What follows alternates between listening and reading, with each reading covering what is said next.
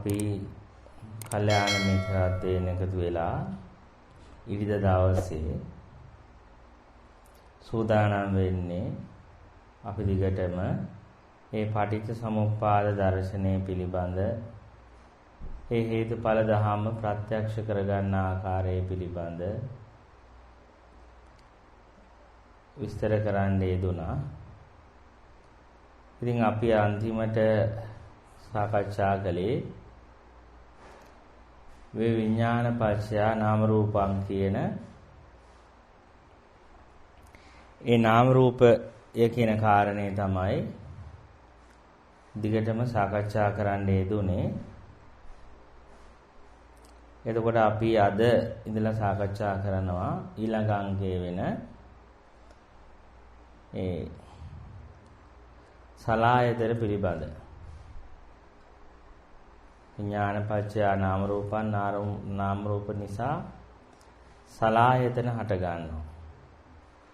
ඒතකොට දැන් අපි දැනට විස්තර කරන් ආව අවිද්‍යාව පත්‍ය සංඛාර සංඛාර පත්‍ය විඥාන විඥාන පත්‍ය නාම රූප. දැන් එතකොට අපි නාම රූප නිසා සලආයතනයේ හට ගැනීම කියන කාරණේ තමයි දැන් අපි සාකච්ඡා කරන්න දේශනා කරන්න ශ්‍රවණය කරන්න සූදානම් වෙන්නේ. එතකොට දැන් මේ සලආයතනය කියන කාරණේ තේරුම් ගද්දී දැන් සමහර සූත්‍ර තියෙනවා ඔය ලෝක සූත්‍රවල. ලෝකය ගැන කියන විස්තර ලෝක සූත්‍රවල සහ සබ්බ සියල්ල ගැන විස්තර කරන සූත්‍රවල ඔය සලආයතනය ගැන විස්තර කරන සලආයතන විභංග සූත්‍රවල ආදී මේ ගොඩාක් තැන්වල මේ සලආයතනය පිළිබඳ අපිට විස්තර හමු වෙන්න ගන්නවා. දැන්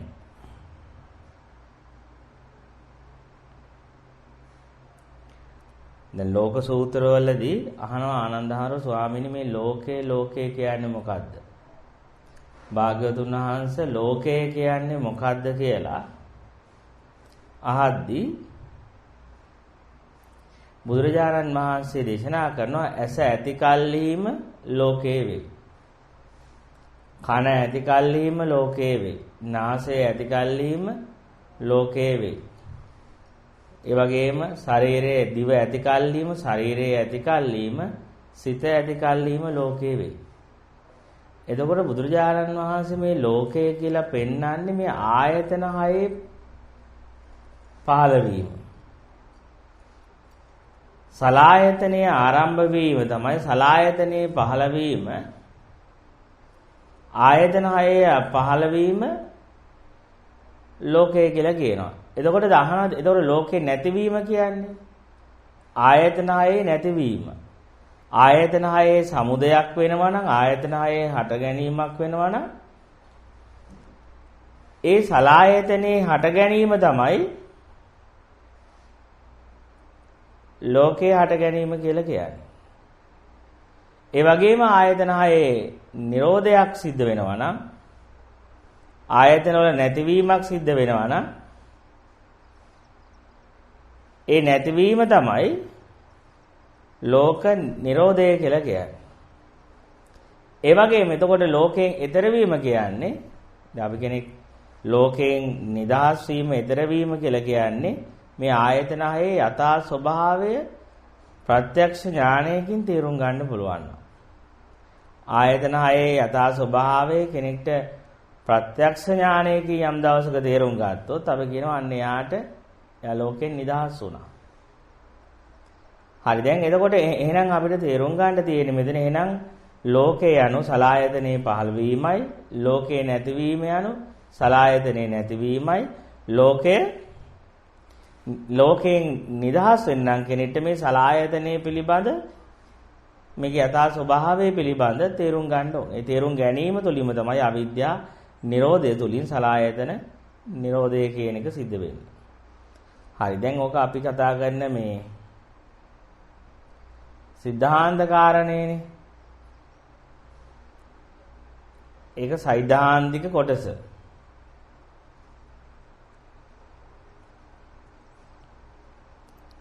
එතකොට දැන් අපි මේක ටිකක් තේරුම් ගන්න යද්දි කොහොමද මේ සලායතනේ තේරුම් ගන්නේ? සලායතනේ අපි කොහොමද දැනගන්නේ? කියන එක දැන් අපි පැහැදිලි කරගන්න ගියොත් එහෙම දැන් ලෝකය කියන්නේ මේක නම් ආයතන ඇති කල්ලි නම් ලෝකේ තියෙන්නේ. දැන් අපිට මේ ලෝකය කොහොමද අපි මේක තේරුම් ගන්න යන්නේ? යද්දි අපිට වැදගත් වෙනවා දැන් මේ පෘථග්ජන මේ මිනිස්සෙක් මේ සලායතන දකින්නේ කොහොමද? කොහොමද මේ මාර්ගයට බැසගත්ත සීක කෙනෙක් මේ ආයතන හය දකින්නේ? කොහොමද මේ ආර්යයන් වහන්සේ කෙනෙක් සත්‍ය අවබෝධ කරපු කෙනෙක්ට මේ ලෝකය දකින්නේ කියන එක අපි පැහැදිලි කරගත්තාම අපිට තේරෙන්න ගන්න පුළුවන් පෘථග්ජනයට මේක තේරෙන්නේ කොහොමද කියලා.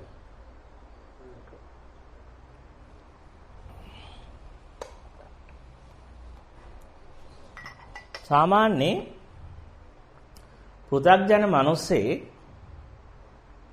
ඒ ලෝකේ දකින්නේ ওই මජ්ක්‍ධිම නිකායේ මූලපරියාය සූත්‍රයේ මේ ආයතන 6 ගැන විස්තර කරද්දී බුදුජානක වහන්සේ පෙන්නන මේ සලායතනය කියන එක කොහොමද පෘථග්ජනයේ දකින්නේ? පෘථග්ජනයේ දකින්න හැටි පෙන්නන්නේ බුදුරජාණන් වහන්සේ මේ පෘථග්ජන මිනිස්සයා මේ ඇහැ විදියට ගන්නවා. ඒ කියන්නේ ඒක පෙන්නන්නේ අපි කියන්නේ පටවිම් පටවිතෝ මඤ්ඤති. පෘථුවිය යයි කියලා වැරදි විදියක කල්පනාවක් කරගෙන තමයි මඤ්ඤණා කරනවා කියලා. පෘථුවියයි කියලා කියන්නේ ඇහැ කියලා දෙයක් පවතින හැටියට කල්පනා කරනවා. පටවින් ඊළඟට කනයයි කියලා කල්පනා කරනවා. නාසයයි කියලා දිවයයි කියලා ශරීරයයි කියලා සිත විදියට විඥානයේ විදියට කල්පනා කරනවා. ඒ කියන්නේ දෙයක් විදියට ගන්න ගතිය තමයි පෘථග්ජනයාගේ ස්වභාවය. පෘථග්ජන මිනිස්යාට අන්න එයාට තමයි මේ ලෝකය කියන එක පහළ වෙන්නේ. මේ ලෝකයේ හට ගැනීම සිද්ධ වෙන්නේ මේ පෘථග්ජන මනසක් තුළ. ඒ පෘථග්ජනයාට තමයි ආයතන 6 හැටියට හමු වෙන්නේ. ඇස ඇති බවට, කන ඇති බවට, නාසය ඇති බවට, දිවක් ඇති බවට ඊට පස්සේ පටවියාමඤ්ඤති, පටවිම්මඤ්ඤති, පටවි මේති මඤ්ඤති ඊට පස්සේ කියනවා ඊට පස්සේ හිතනලු මේ ඇහැ හැදිලා තියෙන්නේ මේ දේවල් වලින්. කන හැදිලා තියෙන්නේ මේ දේවල් වලින්. ශරීරය හැදිලා තියෙන්නේ මේ දේවල් වලින්. ඒ වගේම සිතේ ස්වභාවය මේක, ශරීරයේ ස්වභාවය මේක, ඇහි ස්වභාවය මේක. කියලා ඔහොම කල්පනා කරනවා. ඊට පස්සේ මේ මගේ ඇහැ, මේ අනිත් කෙනාගේ ඇහැ. පටවි මේති මඤ්ඤති. මේ මගේ ශරීරය, මේ අනිත් කෙනාගේ ශරීරය. මේ අනිත් කෙනාගේ ශරීරය කියලා මේක මගේ ශරීරය, මේක මගේ ශරීරය, මේ මගේ සිතේ හැටි, මේ අනිත් කෙනාගේ සිතේ හැටි කියලා මේ පෘථග්ජන මිනිස්සේ කල්පනා කරන විදිය. දැන් හොඳට බලන්නකො සාමාන්‍ය අපිට තේරෙන්නේ ඔය කියපු විදියෙන්නේ ලෝකේ දකින්නේ. ඒ කියන්නේ අපිට සාමාන්‍යයෙන් පෘථග්ජන මිනිස්සෙක්ට හිතෙන්නෙම අපි උපදින්න ඉස්සෙල්ලා මෙහෙම ලෝකයක් තිබ්බා. අපි උපදින්න ඉස්සෙල්ලා ලෝකයක් තිබ්බා. අපි මේ ලෝකේ ඉපදුනා. ඒ කියන්නේ මේ ලෝකේ ඉපදුනා කියලා ගන්නෙ මට ඇහැක් කනක් නාසයක් දිව ශරීරයක් හම්බුණා. මේ ඇහැ කන නාසය දිව ශරීරයේ මනස කියන මේ සලායතනේ මගේ පහළ වුණා. ඒ සලායතනෙට මට මේ උපදින්න ඉස්සෙල්ලා තිබ්බ ලෝකෙ තිබ්බ රූප පේනවා. ඒ ඇහැට මේ අම්මලාව පේනවා. ඒ ඇහැට මේ තාත්තව පේනවා. මේ ලංකාව පේනවා. මේ වෙන රටවල් පේනවා. ඒ වගේ මේ ඉපදිච්ච කන් දෙක පහළ වෙච්ච ගමන් මේ තියෙන සද්ද සින්දු මට ඇහෙන්න ගත්තා. එතකොට මේ රූප තිබ්බා. තියෙන රූප මට මේ මං ඉපදුනාට පස්සේ මගේ ආයතන 6 පහළ වුණාට පස්සේ මට මේ තියෙන රූප දකින්නවා දැන්. ඒ වගේම තියෙන සද්ද මට ඇහෙනවා. මං උපදින ඉස්සෙල්ලා මේ හඬවල් තිබ්බා, මේ ඔක්කොම තිබ්බා. මම මැරිලා ගියත් මේ හඬවල් තියෙනවා. හැබැයි මොකද මගේ ආයතන 6 පහළ වීම නැති වෙනවා. කියලා තමයි අපි දැක්කේ. සාමාන්‍ය පෘථග්ජන මිනිස්සෙක් ඔන්න ඔය විදිහටනේ හොඳට බලන්න හිතන්නේ ඔහොම නෙවෙයිද කියලා. පෘථග්ජන මිනිස්සෙක් ඇවිලේම හිතන්නේ එයාගේ ආයතන 6 පහළ වීම තමයි මම කියලා කියන්නේ මේ ඇහැ කන නාසය දිව ශරීරයේ සිත කියන ටික. ඒ මට තමයි බාහිර තියෙන රූප පේනවා, මම රූප බලන්න යනවා, මට බාහිර ශබ්ද ඇහෙනවා, මට ගිහිල්ලා අහන්න පුළුවන්. බාහිර මට කෑම වල රස දැනෙනවා, ගඳ සුවඳ දැනෙනවා. මට ශරීරයට පහස දැනෙනවා. මට ශරීරයට පහස දැනෙනවා කියලා අපිට මේ සලායතනේ ආයතන හයක් තියෙනවා. අපි සාමාන්‍යයෙන් පෘථග්ජන මිනිස්සෙට බාහිර රූප, ශබ්ද, ගන්ධ, රස, පහස අරමුණු තියෙනවා. මෙන්න මේක තමයි සාමාන්‍ය අපි කියන්නේ ලෝකයක් තියෙන මිනිස්සෙගේ දැක්ම, පෘථග්ජන දැක්ම. එයාට ලෝකයක් හම්බ වෙනවා. දැන් අපි බලන්නකො සමහරලාට දැන් මට මතකයි මම ධර්මයේ ඉගෙන ගන්න පොඩි කාලෙදී දැන් මේ ආයතන හයේ නැතිවීම නිවන කිව්වහම සලායතන නිරෝධේ නිවන කිව්වම දැන් මට ලොකු ප්‍රශ්නයක් ආවා. මම නිවන් දැක්කොත් මට මේව ඇහැ නැති වෙයිද? කන නැති වෙයිද? දැන් අපිට හිතෙන්නේ මෙහෙම වගේ ගන්නෙ. දැන් සලායතන නිරෝධේ නිබ්බාණය කිව්වට පස්සේ අපි දිනකොට මට රූප පේන්නේ නැති වෙයි. මට ශබ්ද ඇහෙන්නේ නැති වෙයි.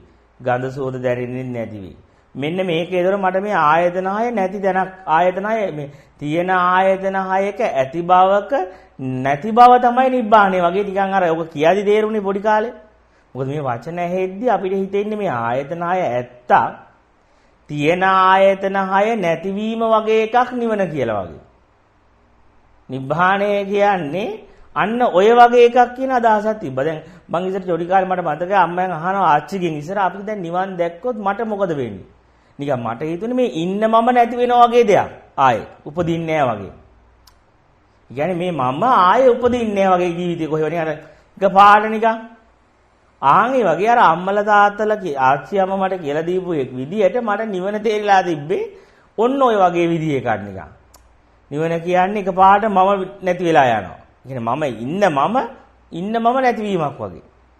එහෙම නැත්නම් මේ තියෙන ඇස කන නාසය දිව ශරීරේ මනසක් නැතිවීමක් වගේ දෙයක්. ඒකේ වින්දනේ ගන්නෙත් නැහැ.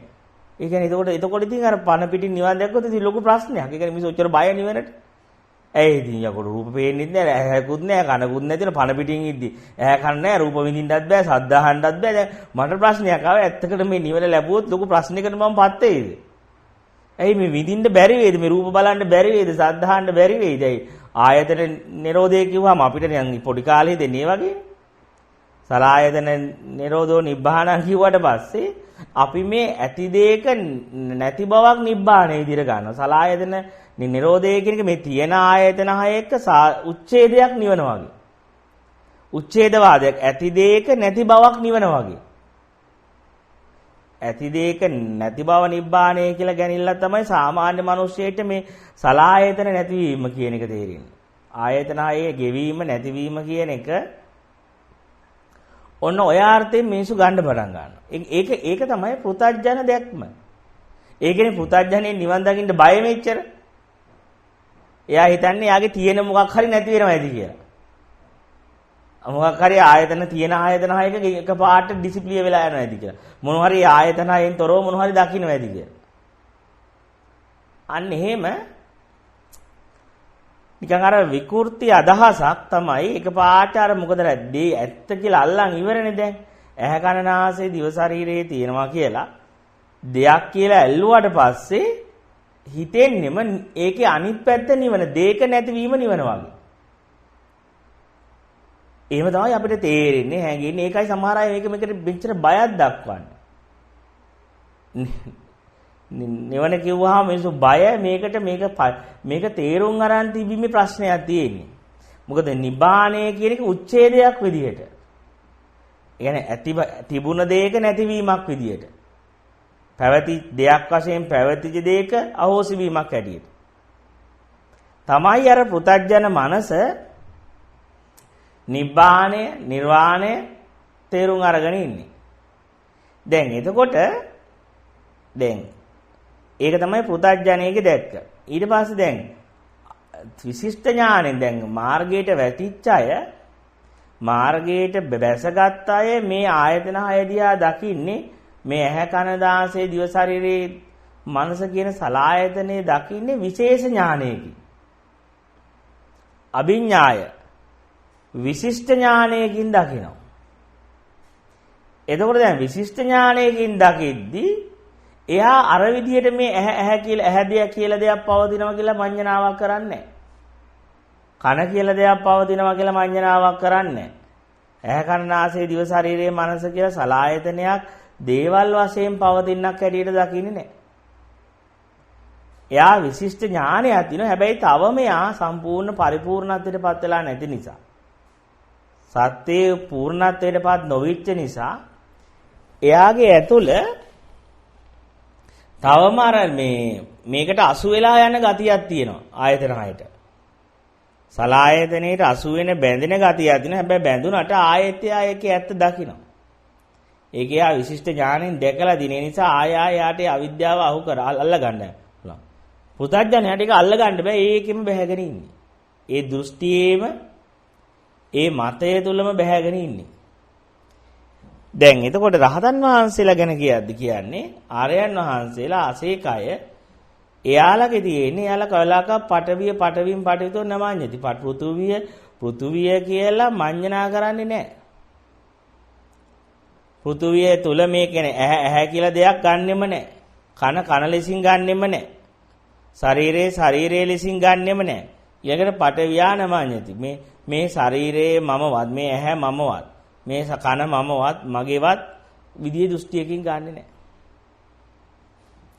ඒ නිසා යාලා තුල මඤ්ඤණාවක් පහළ වෙන්නෙම නැහැ කියලා කියනවා. මූලපරියාය සූත්‍රය ඔය අයිතු ටික කොන අධ්‍යයනය කරලා බලන්න.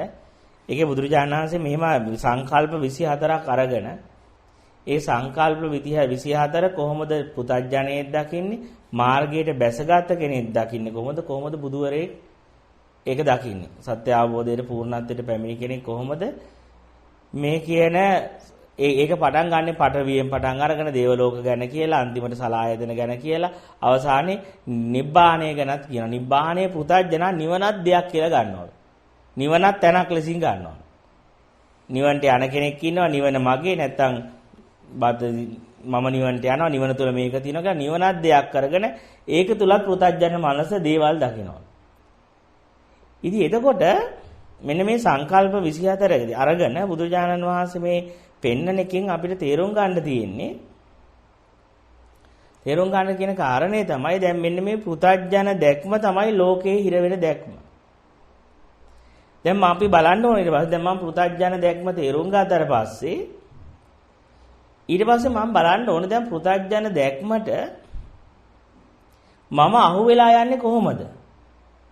ඒ කියන්නේ දැන් අපිට ඇහැ ඇති කල්ලි ඒ කියන්නේ ඇහැ ලෙසින් ගන්න ගියාමනේ කන විදියට ගන්න ගියන්නේ දෙයක් විදියට ඇහැ දෙයක් විදියට කන දෙයක් විදියට නාසය දෙයක් විදියට ශරීරය දෙයක් විදියට සිත දෙයක් විදියට ගන්න එක තමයි ගත්තාම තමයි මේ දෙපැත්තම වෙන්නේ සහ තුන් පැත්තම වෙන්නේ මේ පැත්තේ ඇහැ ගත්ත ගමන් මේ පැත්තේ රූපේ සවිඥානික වෙනවා සහ ඒක දකින්න විඥානය සවිඥානික වෙනවා ඒක බුදුරජාණන් වහන්සේ පෙන්නනවා මෙන්න මෙහෙම මදුපිණ්ඩික සූත්‍රය කියලා බලන්න බුදුරජාණන් වහන්සේ පෙන්නනවා ඇස ඇති කල්ලි රූප ඇත ඇසත් රූපත් ඇති කල්ලි චක්කු විඥානය ඇත ඇසත් තියෙනවා නම් රූපයක් තියෙනවා නම් චක්කු විඥානයක් තියෙනවා නම් එතන චක්කු සම්පස්සේ ඇත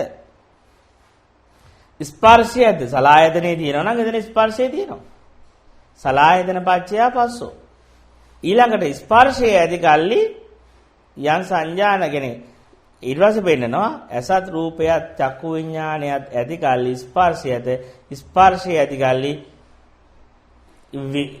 විදීම ඇත ස්පර්ශය තියෙනවා නම් වේදනාව තියෙනවා විදීම ඇත පස්සපච්චය වේදනා පච්චය සංඥා යන් සංජානාති තම් විතක්කේති යමක් විඳිනවාද විඳින දේ හඳුන ගන්නවාද හඳුනගත දෙයට සිතනවා තම් විතක්කේති යම් ප්‍රපංචේති ඒ හිතන දේ ගැන තෘෂ්ණා දෘෂ්ටි මානෙන් යුක්තව බැඳී පවතිනවා තෘෂ්ණාවෙන් දෘෂ්ටියෙන් මානෙන් යුක්තව අපේ ඇතුලේ බැඳීම සිද්ධ වෙන්න පටන් ගන්නවා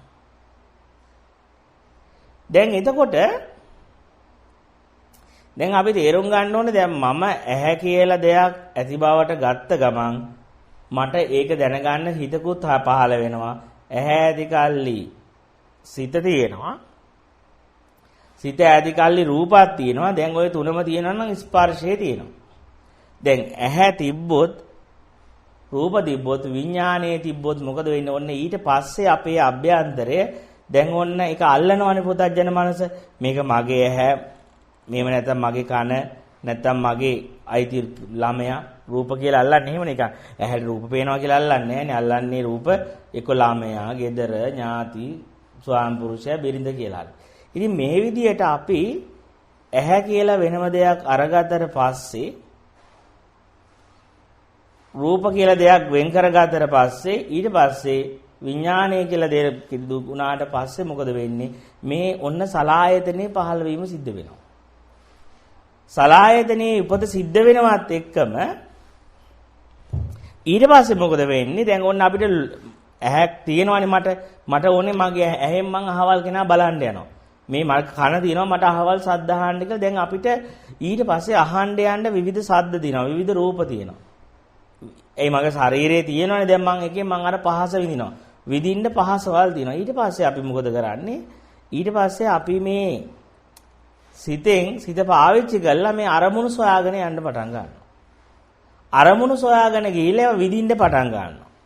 ප්‍රශ්නේ තියෙන්නේ මෙව ලෝකයක් ආයතනයෙන් නිර්මාණය කරගෙන සලආයතනයන් නිර්මාණය කරගෙන ලෝකෙ විඳින්න ගියාට පස්සේ ඒ වින්දනයේට අපි දන්නේ නැතුවම ඇබ්බැහි වෙන්න ගන්නවා. ඒ වින්දනයේට මම අහු වෙන්න පටන් ගන්නවා. ඒ කියන්නේ ඊට පස්සේ අපි කියන ඇඩික්ට් වෙන්න පටන් ගන්නවා. ඇඩික්ට් වෙන්න ගන්නවා, බැඳෙන්න පටන් ගන්නවා. ඊට පස්සේ අපිට සමහර දේවල් සමහර කෑම නැතුව බෑ. සමහර අය පුද්ගලයෝ නැතුව බෑ. සමහර ඩ්‍රග්ස් නැතුව බැරි වෙනවා. මේවා නැතුව මගේ අභ්‍යන්තරයේ මේක ඇබ්බැහියකට යනවා. ඇබ්බැහියකට ගියාට පස්සේ ඊට පස්සේ මොකද වෙන්නේ? මගේ සිත විසින් එක සැරින් සැරේට එක මේ ආවේග මතු කරනවා. හිත වෙලාවකට ගිහිලා අරයලා හම්බෙලා වරේ. අරයා බලලා වරේ. අරයා එක්ක පොඩ්ඩක් කතා කරලා වරේ. කියලා සිත එක ඒවා සැරින් සැරේට පොඩ්ඩක් මැසේජ් එකක් දාලා බලන්න, පොඩ්ඩක් බලලා ඉන්න, පොඩ්ඩක් දැක්කේ නැහැනේ දවසටවත් කියලා හිත එක ඒවා කියනවා අපිට. ප්‍රශ්නේ තියෙන්නේ සිත ඒවා කිව්වට පස්සේ අපිව ඇදිලා යන්න පටන් ගන්නවා ඒ සිතට. ඒ සිතට ඇදිලා යන්න ගියාට පස්සේ දැන් අපිට නවත්තන්න බෑ. නවත්තන්න බැරි හේතුවක් තියෙනවා. නවත්තන්න බැරි හේතුව තමයි මම සිත හදපු ලෝකයේ තුලින් සතුරු වෙන්න ගත්තානේ.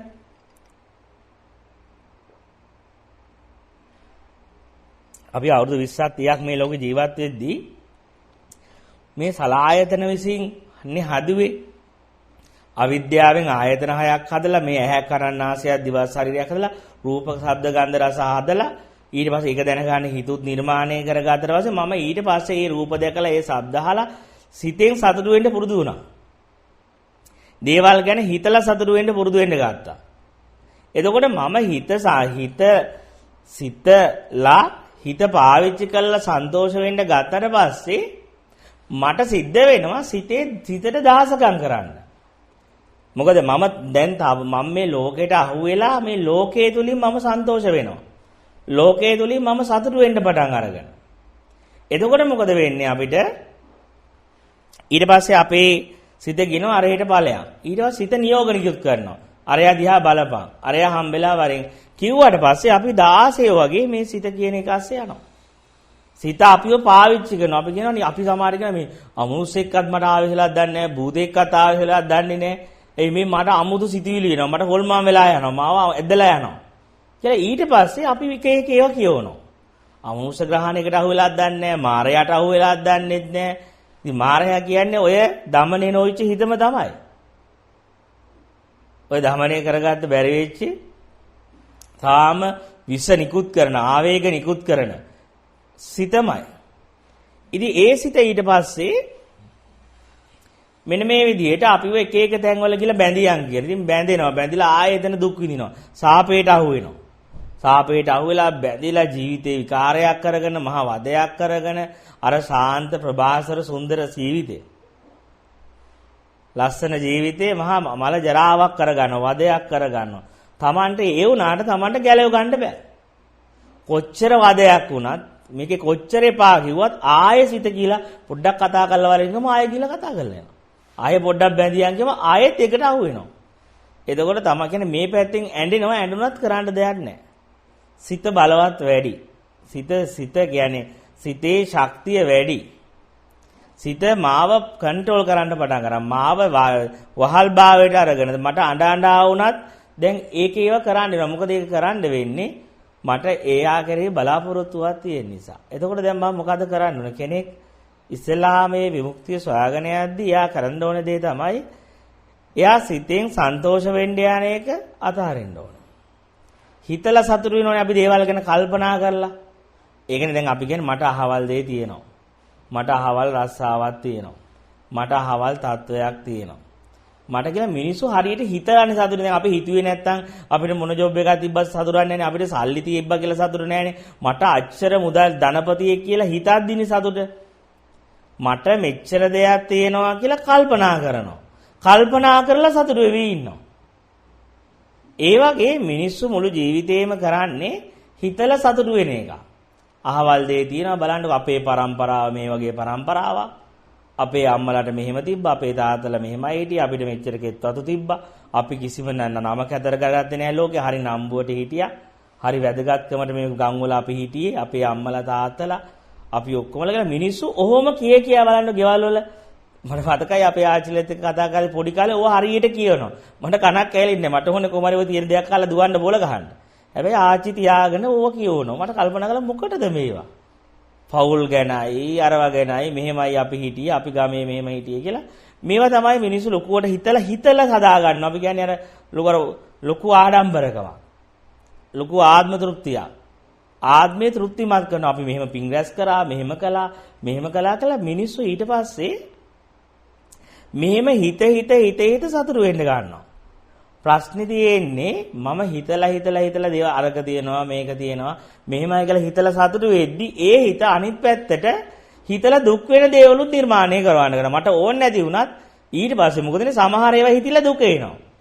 සමහර ඒවා හිතිලා පශ්චාත්තාප වෙනවා. මොකද අරක මම හිතලා සතුටු වෙන්න යනවා. මම හිතුවේ නැතත් ඊට පස්සේ දුක් වෙන සිටිවිලි ඇවිල්ලා මාව දුක් ඇති කරනවා. මට ඕනේ නැති වුණත් මට ඒවා හිතෙන්න ගන්නවා. හිතිලා මට දුක් වෙන්න පටන් ගන්නවා. අන්න එතකොට අපිට තේරෙනවා මේ සිත කියන එකත් එක්ක අහුණාට පස්සේ සිතට බැඳුනාට පස්සේ මම හිතලා සතුටු වෙන්න ගියාම ඒ හිත මට ආයෙ දුක් ටිකක් දෙනවා. ශෝකයක් දෙනවා. ඒ කියන්නේ මෙයා මට ලැබුණොත් සතුටු වෙන්න පුළුවන් කියලා හිතම එයා නැති වුණොත් මට දුක් වෙන්න වෙයි කියලා එහෙමත් හිතවල දුක දෙනවා. එතකොට මේ ජීවිතේ දිහා අපි බලාගෙන ඉද්දී අපිට තේරෙන්න පටන් ගන්නවා මේ සිතට අහුණාට පස්සේ සිතට කොට වුණාට පස්සේ මාව සාපේකට අහුණා වගේ. මාව මහා කරුමයකට අහුණා වගේ. ගැලවෙන්න හැදුවත් ගැලවෙන්න බෑ. පපුව පිච්චෙනවා. ඇඬෙනවා. ඉතින් එතකොට මිනිස්සෙක් දැන් මේකෙන් මට ගැලවෙන්න ඕනේ. ගැලවෙන්න ඕන මම කරන්න ඕන දේ තමයි එක මම මේ සිතෙන් සතුටු වෙන එක අතහැරලා දානවා. ඒ කියන්නේ හිතලා සතුටු වෙන එක. මම කොයිලාකවත් කිසිම දෙයක් ගැන මට අරක තියෙනවා මේක තියෙනවා මේවා තියෙනවා කියලා කල්පනා කරලා සන්තෝෂය යන්න යන්නේ නැහැ. දෙවෙනි කාරණේ මම සිතෙන් බලාපොරොත්තු වෙන්නෙත් නැහැ කිසි දෙයක්. දෙකෙන අපේ ආත්මය අපි හිතනවානේ දැන් මේ හිත කියනවානේ ඔයාට මේවා දේවල් ලැබුණොත් නම් සතුටින් ඉන්න පුළුවන් කියලා ඊට පස්සේ අපි කියනවා අපි හිත කියන දේවල් ඉෂ්ට කරන්න යනවා. ඒ වගේම දන්නවා අපි දන්නවා මම මේ කෑම මේ චිත්‍රපටිය බලවොත් නම් මගේ හිතට සතුටක් එයි කියලා අපි එක ඒවා පෙන්න මේ සිත සතුටු කරන්නත් හදනවා කාලෙන් කාලේ. බලන්න හොඳට අපි එක සින්දු අස්සෝල මේ සිත සතුටු කරන්න බලනවා. එක දේවල් කරනවා. ඒ වගේම බලනවා ඊට පස්සේ අපි එතකොට අපි සිතෙන් බලාපොරොත්තු වෙනවා. එතකොට දැන් අපි කරන්නේ මොකද? සිතෙන් කිසි බලාපොරොත්තු වෙන්නේ නැහැ. සිතෙන් සතුට හොයන්නේ නැහැ. සිතට කියන්නේ අනේ ඔයා මට සතුට ඇති කරලා දෙන්න මට දුක ඇති කරන්න එපා කියලා මම මේ සිත කෙරෙහි තියෙන බලාපොරොත්තු සමහර අය නිකන් දැන් ආදරය කරද්දී අපි අනිත් අය කියන්නේ ඔයා මාව රිද්දන්න එපා. ඔයා මට හිත රිදෙනවා කියන්න එපා. මට ඒතර දුක හිතෙනවා. කියලා අපි අර කියන්නේ බලාපොරොත්තු වෙන්නේ අනිත් කෙනාගේ හිත රිද්දන්න එපා, දුකක් ඇති කරන්න එපා මට. මගේ හිත රිදෙනවා කියන්න එපා, මට බය වෙන්නේවා කියන්න එපා කියලා අපි බලාපොරොත්තු වෙනවා ආදරය කරන අනිත් කෙනාගෙන්. මෙහෙම කරන්න, ඔයා මට ආදරෙන් කතා කරන්න, පොඩ්ඩක් මැසේජ් එකක් දාලා බලන්න, කෝල් එකක් කරලා බලන්න, කෑවද බිහුවද කියලා හොයලා බලන්න කියලා අපි අනිත් කෙනා මත සතුටු වෙනවානේ. මාව ගැන හොයලා බලනවා යා. ඒ වගේ තමයි අපි මේ සිතත් එක්කත් ආදර සම්බන්ධයක් හදාගන්න. අර එළියේ ගෑන් ළමයි පිරිමි ළමෙක් එක්ක ආදර සම්බන්ධයක් හදනවා වගේ මම සිතෙනුත් ඒ වගේ බලාපොරොත්තු වෙනවා. මට මෙහෙම සිතිවිලි එන්න එපා. මෙහෙම සිතිවිලි එන්න ඔයා මට දෙන්න. හිත සතුටු කරන ඒවා විතරක් හිතට ඇති කරන්න කියලා සිතෙන් බලාපොරොත්තු වෙනවා. සිතෙන් අපේක්ෂා කරනවා. සිතෙන් හිතට බැඳෙනවා. මම කියන්නේ දැන් ඉස්ලාම කෙනෙක් නිර්වාණය සත්‍ය සොයද්දි සිතෙන් බලාපොරොත්තු වෙන එක අතහරින්න. සිතෙන් මං කිසිම දෙයක් අපේක්ෂා කරන්නේ සිතෙන් සතුට හොයන්නේ නැහැ. සිත තුළින් මම බලාපොරොත්තු ප්‍රාර්ථනා ඔක්කොම අත්හැරලා දානවා. ඔක්කොම අත්හැරලා ඒ වගේම මම තේරුම් ගන්නවා මේ සිත තමයි ලොකුවට මේ චරිතයක් කියලා එකක් ගොඩනගාගෙන. මෙහෙම අපේ අම්මලා තාත්තලා මෙහෙම හිටියා මමත් මෙහෙම ඉන්න ඕනේ කියලා සිතම ලොකු මේ තත්වයක් ගොඩනගාගෙන ඒක මේන්ටේන් කරන්න ගන්නවා. ඉතින් මේක මේන්ටේන් කරන්න ගියාට පස්සේ අපිට හරි වාදයක්. මොකද එක එක්කෙනා කියන විදිහට මට ඉන්න වෙනවා. ඉතින් මම ඒක තේරුම් ගන්න මම මේ සිත හදලා දාන බවුන්ඩරි එක ඇතුළේ ඉන්නේ නැහැ. මොකද සිත මොනවා කරන්නත් කිය ගියාම කියනවා අපෝ ඔහොම කරන්න එපා. අර මිනිහා ඔයාලට මොනවා කියයිද දන්නේ නැහැ. අපෝ ඔයාවේ පාරේ හිඟා කන්න යන්න එපා. ඒතර මිනිස්සු මොනවා කියයිද දන්නේ නැහැ. කියන්නේ ඔයා දැන් තත්ත්වයක් හදාගෙන හිටපු මිනිස්සෙක්නේ. කියලා මේ හිතම මේ தත්ත්වය කියනවා හැම වෙලෙම ඔයා මේ தත්ත්වයක් හදාගෙන හිටියේ මෙන්න මේ වගේ තැනක ඔයා හිටියේ. ඔයා මෙන්න මේ ස්ටේජ් එක ඔයාගේ තත්ත්වය රැකගන්න. පීචම් වෙන්න යන්න එපා. ඔය එක එක්කෙනාගෙන් තැන් වලට ගිහලා කතා අහන්න යන්න ඕනේ නැහැ. කියලා හැම වෙලෙම මේක මේ හිත අපිට කියනවා මෙන්න මේව හිටපන්.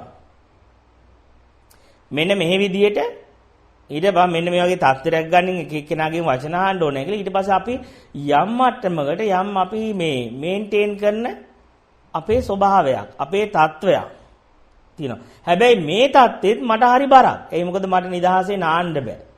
මට නිදහසේ කන්න බෑ මට ඕන කෑම. මොකද එයි දැන් මගේ தත්ත්වෙට හරියට දන්නේ නැනේ මේක කෑවොත් එහෙම. මම මෙතන ගිහලා නෑවොත් එහෙම මිනිස්සු මොනවා කියයිද දන්නෙත් නෑනේ මට. මගේ தත්ත්වෙට හොඳ නැති වෙයිද දන්නේ නෑනේ. කියලා ඔන්න ඔය වගේ හැම වෙලෙම මේ මගේ ජීවිතය මේ මගේ නිදහස මගේ සතුටම මේ හිත ගිහිල්ලා කොටු කරනවා. මාව හිර කරනවා. මාව හැම වෙලෙම මේ අර මොකද්ද ආත්ම භූමිකාව චරිතය ප්‍රතිරූපේ කියන එක රැකගනින් කියලා මගේ නිදහස නැති කරලා. එතකොට ඔන්න ඔය අපිට දැන් ඔන්න තේරෙනවා මම මේ සිතත් එක්ක ජීවත් වෙන්න ගියාට පස්සේ සිතත් එක්ක ඉඳ ගියාට පස්සේ මට තියෙන ප්‍රශ්නේ තමයි මෙන්න මේ විදිහේ සිත සැරින් සැරේට මට ආවේග ඇති කරලා මේක හොයපන් කියලා ඒක පස්සේ දුවලා මාව විඩාවටපත් කරනවා. ඒ වගේම මම බලාපොරොත්තු වුණාට මෙහෙම වෙන්න හිත කියලා එහෙම තියෙන්නේත් නෑ සිත. එකක් ඒක මං හිතුවට මගේ කියලා ඒකට එහෙම අදහසක් නෑ. ඒ නිසා ඒක මට ඕන විදිහට තියෙන්නේත් නෑ දැන්. ඒ වගේම අනිත් කාරණේ තමයි සිත හැම වෙලෙම කරන්නේ සීමා හදාගෙන ඒක මේන්ටේන් කරන්න හදන එක. හැම වෙලෙම කොටුවක් හදා ගන්නවා ටක් ගාලා ටික දවසක් තැනකින්දී එතනින් සීමාවක් හදලා ඔන්න ඒක රකින්න හදනවා. මේ හැම දෙයක් දිහාම බලාගෙන යද්දී අපිට තේරෙනවා මේක හරි වෙහෙසයි. මේක හරි දුකයි. මේක හරි බරක් ජීවිතේ. ඉතින් එතකොට ඊට පස්සේ අපිට දෙන ඔන්න මම ලෝකය කියන එක නිර්මාණය කරගත්තට පස්සේ මේ ලෝකයක් කියලා එකක් නිර්මාණය කරගෙන අන්තිමට මම නිර්මාණය කරලා තියෙන්නේ දුකක් නේද? බරක් නේද? කියලා ඔන්න අපිට දැන් ඒකේ ආදීනව තේරෙන්න ගන්න මේ ලෝකය කියන එක හදාගත්තට පස්සේ මම සිතේ වහලෙක් වෙන හැටි. ඒ වගේම ඒ වහල්භාවයට ගියාට පස්සේ මම විඳින දුකත් ඒ වගේම ඒ සිත නිකුත් කරන ආවේග ක්‍රියාත්මක කරන්න ගිය නිසා මං කර්ම සිද්ධ වෙනවා. ඒ කර්ම නිසා නැවත මට උපදින්න වෙනවා. නැවත විපාක විඳින්න වෙනවා. ඒ විපාකේම දුකක් බවයි. කර්ම විපාකයක්ට මුණ දෙන්න වෙනවා. ඒ නිසා මෙන්න මේ විදිහට මේ ජීවිතය දිහා විවෘතව බලන හිතන කල්පනා කරන මිනිස්සෙක්ට ඔන්නේ තමන්ගේ ජීවිතේ දිහා ප්‍රත්‍යවේක්ෂා කරලා බලද්දි දැන් ওই ටික තේරෙන්න ගන්නවා. ඊට පස්සේ මේ මනුස්සයා මොකද කරන්නේ? දැන් සිත කෙරේ බලාපොරොත්තු අත්හරිනවා. සිත රාමුවක් ආරක්ෂා කරන එක අත්හැරලා දාලා ඒ වගේ මේ අත්හන්න ගමන් එයා තේරුම් ගන්නවා දැන් මට මේ ලෝකේ හැදුනේ මොන වගේද කියලා. දැන් අපි කතා කළානේ ලෝකේ හැදුනේ මෙන්න මේ වගේ දෙයක් ඇති බවට ගත්ත කියන්නේ ඇහැ කියලා දෙයක්, කන කියලා දෙයක්, නාසය කියලා දෙයක්, ශරීරය කියලා දෙයක්, විඥානය කියලා දෙයක් ගත්තා. එතකොට ඒ වගේ මේ ඇහැ කියලා දෙයක් පනව ගද්දි මේ පැත්තේ විඥාන එක දැනගන්න හිතකුත් හදුනා, අනිත් පැත්තේ ඇහැට පේන රූපත් නිර්මාණය වුණා. කියලා ඕක තේරුම් අරගත්තට පස්සේ ඊට පස්සේ අපි තේරුම් ගන්නවා මේකේ තියෙන මේකේ ඇත්ත ස්වභාවය මොකද්ද? ඇත්තටම යථා ස්වභාවය තුල සලආයතනයක් කියලා එකක් නැහැ. ඒ කියන්නේ අපි මේ ඇහැ කන නාසය දිව ශරීරය කියන දේ හැදුවට අවිද්‍යාවෙන් නිර්මාණය කළාට පස්සේ ලෝකයක් හැදුනම නිසා මෙතන ලෝකයක් කියලා දෙයක් තිබිලා නැහැ කවදාකවත්. ඒ කියන්නේ බුදුරජාණන් වහන්සේ ලෝකේ පෙන්වන්නේ අවිද්‍යාවට සාපේක්ෂව සලආයතනය කියන එක. මේ මෝඩකම නිසායි ආයතන හයක් නිර්මාණය වෙන්නේ. නැතුව මේ තියෙන ආයතන හයක් අපිට හම්බෙනවා නෙවෙයි. ඒ මෝඩකම නිසාමයි තියෙන ආයතන හයක් දැන් හම්බෙන්නේ. ඇහැ කන නාසය දිව ශරීරය. දැන් අපි උදාහරණයක් ගත්තොත් එහෙම අපි හිතමුකෝ දැන් අපිට වර්තමානයේ රූපයක් පේන අවස්ථාව ගන්නකො. රූපයක් පේනවා කියලා ඇත්තටම පහළ වෙන්නේ මොකද්ද? රූපයක් පේනවා කාටවත් රූපයක් පේන්නේ නැහැ. රූපයක් පේනවා කියලා චක්කු විඥානේ දැනීමක් පහළ වෙන්නේ. එහෙනම් අපිට දැන් වර්තමානයේ මෙහෙම කිසිම මේ වෙලාවේ අපිට මේ පෙනීම කියලා දැනීමක් නේ තියෙන්නේ. ඒක තමයි සිතක් පහළ වෙනවා කියන්නේ. චක්කු විඥානයේ පහළ වීම කියලා කියන්නේ අපිට මෙන්න මේ වගේ පෙනීම කියලා දැනීම මාත්‍රයක් පහළ වෙනවා. ඒ වගේම අපිට ඇහිීම කියලා වර්තමානයේ මේ සද්දය ඇහෙන දැනීමක්, ඒ දැනීම කියන්නේ තමයි සෝත විඥානය කියන්නේ. ඒ දැනීම කියන සද්දයක් කියන දැනීම සද්දයක් කියලා නෙමෙයි දැනීමක් වෙනවා. ගන්ධ සුවඳක් කියලා දැනීම මාත්‍රයක් හටගන්න. ස්පර්ශයක් කියලා දැනීම මාත්‍රයක් එනවා. මේ සිතවිල්ලක් කියලා දැනීම මාත්‍රයක් එන්නේ. හැම වෙලෙම තේරුම් ගන්න වර්තමානයේ තුල අපිට ඇත්තටම දැනෙන්නේ දේනා මේ දැනීම කියන මට්ටම විතරයි. පේනවා කියන එක බුදුරජාණන් වහන්සේ දේශනා කරන්නේ දිත්තේව දිත්තමත්තම්. පේනවා කියලා දැනීම මාත්‍රෙ එච්චරයි. සුතේව සුතමත්තම් භවිස්සති. ඇහෙනවා කියන දැනීම මාත්‍රෙ විතරයි. මුතේව මුතමත්තම් භවිස්සති. දැනෙනවා කියන දැනීම මාත්‍රෙ විතරයි. විඤ්ඤාතේ විඤ්ඤාතමත්තම් භවිස්සති. සිතෙනවා කියලා දැනීම මාත්‍රේ විතරයි මේ වර්තමානයේ පහළ වෙන්නේ. එතකොට තේරුම් ගන්න මේ මොහොත තුල වර්තමානයේ තුල අපිට ඇත්තටම සිද්ධ වෙන්නේ දැනීම මාත්‍ර ටිකක් විතරයි. පේනවා, ඇහෙනවා, දැනෙනවා, සිතෙනවා කියලා හතරක් නෑ එතන. අපි තමයි ඔක හතරට කඩන්නේ, හයට කඩන්නේ. එහෙම කැඩිල්ලක් කරගත්තට එහෙම වර්තමානයේ හුදු දැනීම මාත්‍රයක් විතරයි තියෙන්නේ.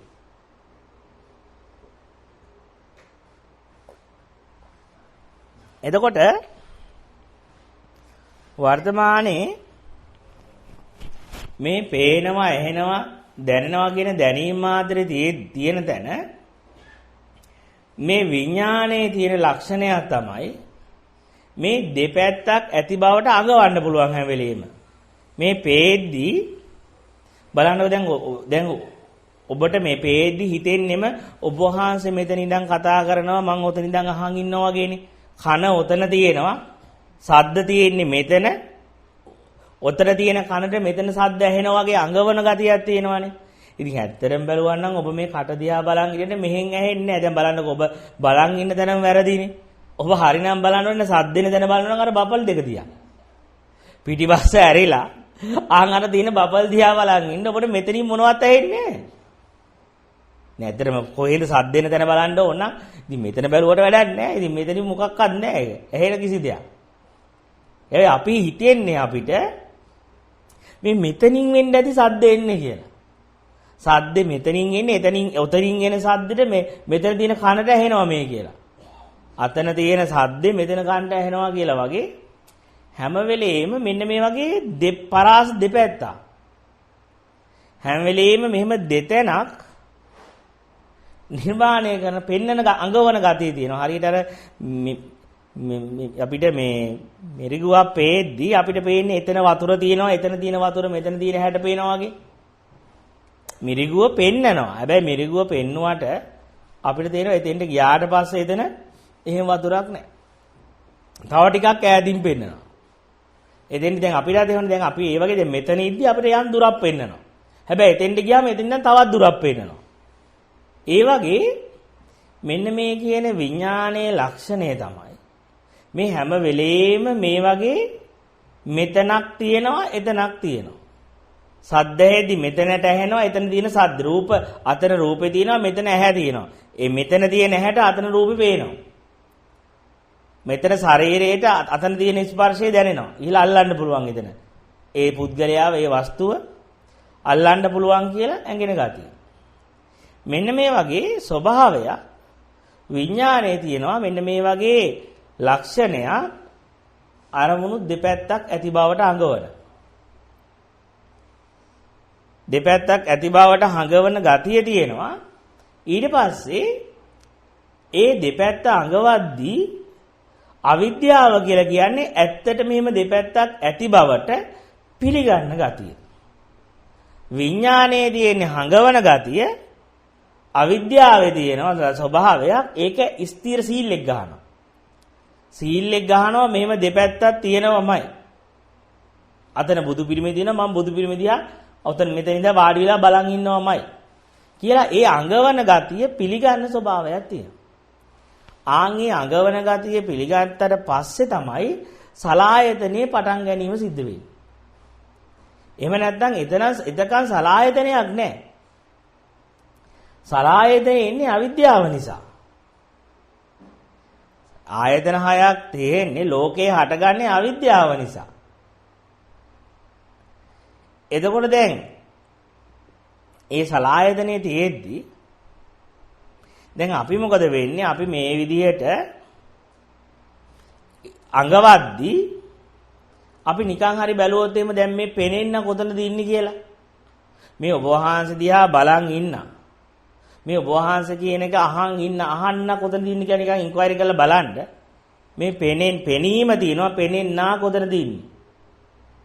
ඇහිීම තියෙනවා. ඇසෙන් නාක් පනවන්නේ කොතනද කියලා. අන්න එතකොට ඔබටම තේරෙන්න පටන් ගනී. එහෙම පිහිටන්න දැනක් තියනවද මෙතන කියලා. මේක ඔක්කොම අර බංකරයක් අපිට ඉතින් අර බංකරයක් ඇතුළේ ඉන්නා වගේ මේ ආයතන හය අස්සට වෙලා මම ඉන්නවා. බංකරයක් ඇතුළට වෙලා තමයි මේ රූප බලනවා. බංකරේ ඉඳන් සද්ද අහනවා. බංකරේ ඉඳලා රූප බලනවා, සද්ද අහනවා, ගඳ සුවඳ විඳිනවා කියලා අපිට නිකන් හිතේනේ නිකන් මේ අස්සේ කවුරු හරි ඇති බොඩි එක අස්සේ හරි. එයා තමයි මේ රූප බලන්නේ, එයා තමයි මේ සද්ද අහන්නේ, එයා තමයි ගඳ සුවඳ විඳින්නේ කියලා.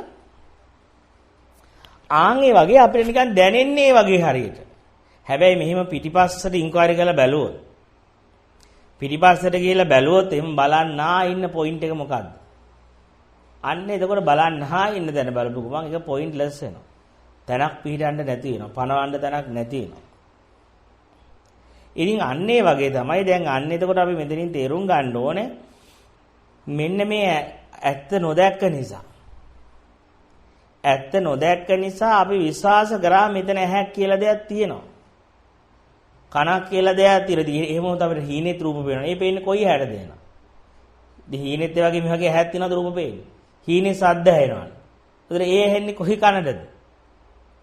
දැන් මේ ඇහෙන කනටද ඇහෙන්නේ? මේ පේන රූපේ ඇහැටද පේන්නේ?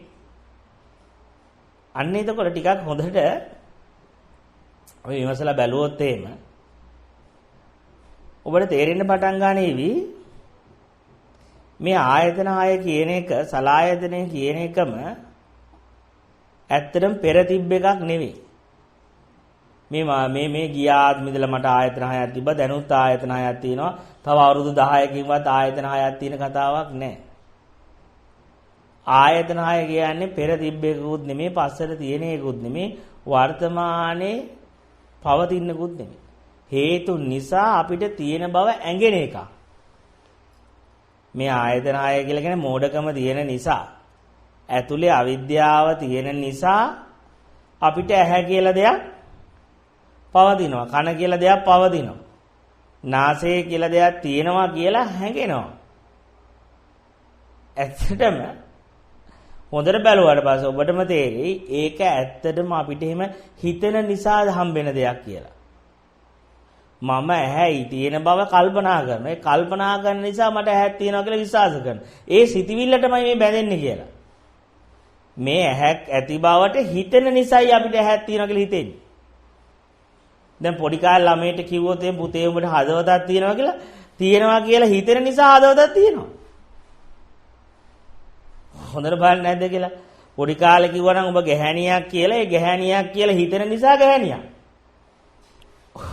හොඳට බලුවොත් ඔබට අන්න ඔය වගේ තමයි පොඩි කාලේ ඉඳලා අපිට කිව්ව ඔබට ඇහක් තියෙනවා, කනක් තියෙනවා, නාසයක් තියෙනවා, දිවක් තියෙනවා, ශරීරයක් තියෙනවා කියලා. ඉතින් ඒක කියන නිසා අපි එහෙම දේවල් වශයෙන් ඇති. පවතින්නක් වශයෙන් මොහොතකට හරි චිත්තක්ෂණයකට හරි පවතින්නක් විදියට. පවතින දෙයක් විදියට තියෙන ඇහැ. තියෙනවා. පවතින දෙයක් විදියට තියෙන කනක් තියෙනවා, නාසයක් තියෙනවා. ශරීරයක් තියෙනවා කියලා දෘෂ්ටියකට ගියා. හැබැයි මේ දෘෂ්ටියේ තියෙන ප්‍රශ්නේ තමයි දැන් ඔන්න අපිට තේරෙන්නේ මේ ඇහැ කියලා දෙයක් සංකල්පෙන් උපද්දගෙනයි මේ විඳින්නේ කියලා. මේ රූපයක් කියන දෙයක්, සිතක් කියන දෙයක් මේ සංකල්පමේ වශයෙන් දත්ත වශයෙන් උපදගෙන විඳින එකක් කියලා තේරෙන්නේ. දැන් පවතින දෙයක් විදිහට මේ තියෙන දෙයක් ගැන කල්පනා කරනවා කියලා හිතෙන්නේ. හිතෙන්නේ මම්මගේ ඇහැ ගැන හිතෙනවා, කන ගැන හිතෙනවා, ශරීරය ගැන හිතෙනවා, ළමයා ගැන හිතෙනවා කියලා මේ පවතිනක් ගැන හිතනවා. පවතිනක් ගැන කල්පනා කරනවා. කියලා ඔන්න ඊට පස්සේ දුක සතුට එන්න පටන් ගන්නවා. සන්තෝෂය දුක එන්න ගන්නවා. ඒ ගැන යා ගැන හිතලා, තමන් ගැන හිතලා, ඒ ලෝකේ ගැන හිතලා අන්තිමට දැන් මේ ඇහැ කන නාසය විතරක් නෙමෙයි අපි හිතනවා සිත කියලා දෙයක්ත් තියෙනවා කියලා. දැන් දැත්තම් මේ බණ අහගෙන යද්දි වෙන්නේ ආයෙනම් ඔබ වහන්සේ කියන්නේ මේ ඔක්කොම හිතෙන් හදාගත්ත දේවල් කියලානේ. මේ හිතේ නිර්මාණ කියලානේ. කියලානේ ඔබ වහන්සේ කියන්නේ කියලා කියද්දි ඊට පස්සේ අපිට හිතෙනවා මේ හිත ඇත්තක් කියලා. විඥානයක් කියලා දෙයක් තියෙනවා. ඊට පස්සේ අර ඇහැ ඇත කියලා ගත්තා වගේ, කන ඇත කියලා ගත්තා වගේ, නාසය ඇත කියලා ගත්තා වගේ දැන් විඥානයක් කියලා ගන්නවා. සිතක් කියලා දෙයක් තියෙනවා කියලා. ඊට පස්සේ සිතේ උපාද ත්‍රිභංගයක් බලනවා. සිතක් තියෙනවා කියලා අරගෙන සිතේ හට ගැනීමක් පැවතීමක් නැතිවීමක් බලනවා. සිතේ අනිත්‍යයක් බලනවා. ඉතින් තේරුම් ගන්න එතකොටම සිතේ අනිත්‍යයක් බලන්න යද්දිම අපි අහුවෙලා ඉවරයි. දෘෂ්ටිගත වෙලා ඉවරයි. සිතේ අනිත්‍යයක් බලන්න යද්දිම අපි සිත ඇත්ත කරලානේ. සිත තියෙනවා, සිත හටගෙන ඇති වී නැති වී යනවා කියලා. ඇති බවට මේක අහුලලා තියෙන්නේ. ඉතින් එතකොට හොඳට බලන්න අන්න එතනම අපේ තියෙනවා දෘෂ්ටිගත වීම. මිත්‍යා දෘෂ්ටිය කියන එක. එතනම තියෙනවා. මොකද දැන් අපිට සිත තියෙනවා. ඊට පස්සේ අපි කියනවා සිතට සැරෙන් සැරේට අරමුණු ගන්නවා සිත. සිත දැන් තියෙන හිත සැරෙන් සැරේට රූප අරමුණු ගන්නවා, ශබ්ද අරමුණු ගන්නවා, ගන්ධ අරමුණු ගන්නවා, ස්පර්ශ අරමුණු ගන්නවා, සිතවිලි ගන්නවා. ඒකෝර අපි කියන ඔන්න දැන් මොකද වෙන්නේ? සිත සැරෙන් සැරේට අරමුණු අරගෙන පහළ වෙනවා. සිතවිලි අර ගන්නවා. සිත ගන්න අරමුණු, නිමිති, සිතවිලි කියලා ඊට පස්සේ අපි දැන් ඔන්න සිතක් තියෙනවා, අරමුණුත් තියෙනවා. සිත සැරෙන් සැරේට අරමුණු අර ගන්නවා. අරමුණු ඇසුරු කරනවා. නැත්තම් කියලා ඔන්න ඊට පස්සේ දැන් ඇහැ කන නාසය දිව ශරීරයේ විතරක් නෙමේ විඥානයක් ලෙසම ගන්නවා. සිතක් ඇති බවට ගන්නවා. ඒක දෙයක් කර ගන්නවා. ඒක දෙයක් කරගත්ත ගමන් ඔන්න දැන් අපි මොකද දැන් අපිට සලායතනයක්ම තියෙනවා. සලායතනේ දියලා ඊට පස්සේ අපි ඇහැ කන නාසය දිව ශරීරය දැන් විඥානිකුත් තියෙනවා. ඊට පස්සේ අපි මොකද ගන්නේ? ඊට පස්සේ සලායතනේ අනිත්‍ය බලනවා. මේ තියෙන සිතක් ඔන්න හිත හටගත්තා, මෙන්න සිත පැවතුණා, මෙන්න සිත ගෙවුණා කියලා ඔන්න දැන් සිතේ අනිත්‍ය දකිනවා. හැබැයි අපිට තේරෙන්නේ අපි බලන තැනම දෘෂ්ටිගත වෙලා ඉන්නේ. බලන්න යද්දිම සිතේ අනිත්‍යයක්, සිත ඇත්ත කරන් තියෙනවා. පවතින දෙයක අනිත්‍යයක් බලන්න හදනවා. විඥානික ගෙවීමක් බලන්න හදනවා. තේරුම් ගන්න විඥානේ ගෙවීම බලද්දි ගෙවෙන්න විඥානයක් තිබ්බා කියලා අල්ලපු තැනට අපිට අහු වෙලා කියලා අපිට තේරෙන්නේ නැහැ.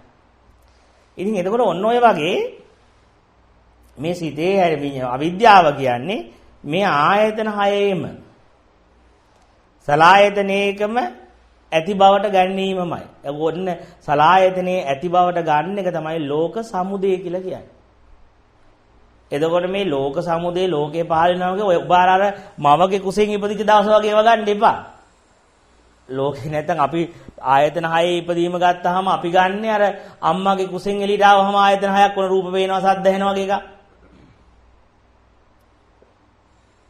නැත්තම් මිනිස්සු නිකන් ගන්නේ මේ ආයතන හයේ නැතිවීම කියලා අර මේ මියන අවස්ථාව වගේ දෙයක්. බලන්නකො සාමාන්‍ය ලෝකෙ මිනිස්සු ආයතන නැතිවීම කියලා දකින්නේ අර අවුරුදු 80ක් විතර ජීවත් වෙලා මැරිලා යන්නේ. මේ මැරිලා ගියාට පස්සේ ආයතන නැති වෙනවා වගේ. නැත්නම් ආයතන වල හට ගැනීම ගන්න අර අම්මගේ කුසෙන් එළියට ආපු දවසේ වගේ. ඔන්න ඔය වගේ හරීම මේ ලෞකික තැනකින් තමයි සාමාන්‍ය මිනිස්සු පෘථග්ජන මිනිස්සු මේ ලෝකයේ තේරුම් ගන්නෙත් ආයතන හයේ පහළ වීම තේරුම් ගන්නෙත් ආයතන හයේ නැතිවීම තේරුම් ගන්නෙත් මේ පැවැත්මක් තියෙන දෙයක ගෙවි යාමක් වගේ. මේ පහළ වෙච්ච දෙයක නැති වී යාමක් වගේ තමයි සලායතන නිරෝධය කියන එක මිනිස්සු හිතන්නේ. මිනිස්සුන්ගේ දැක්ම, හිතීම, කල්පනාව අන්න තියෙන ඔන්න ඔය වගේ තැනක. නිරෝධය කියන එක.